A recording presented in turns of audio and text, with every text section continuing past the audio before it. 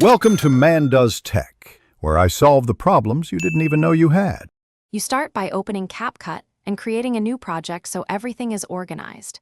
Import the main video and the meme images or GIF you plan to add. This speeds editing. Once done, place the main clip on the timeline and use the trim handles to cut unwanted lead-in footage so you can pinpoint the exact frame to freeze. Make sure to save frequently. These initial choices determine where you'll stop motion and insert memes later. Now you find the exact frame to stop the action. Scrub to the frame and split the clip, then use Capcut's freeze frame or hold function to create a still. Next, drag your meme image or GIF onto a track above the frozen segment and adjust its duration to match timing. Then use scale and position controls to place the meme.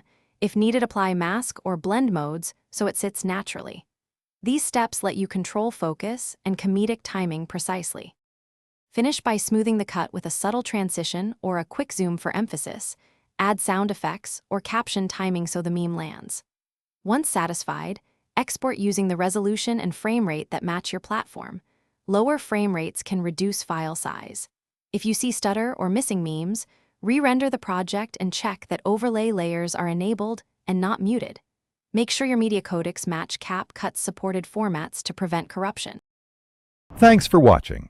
If you found this helpful, don't forget to like and subscribe.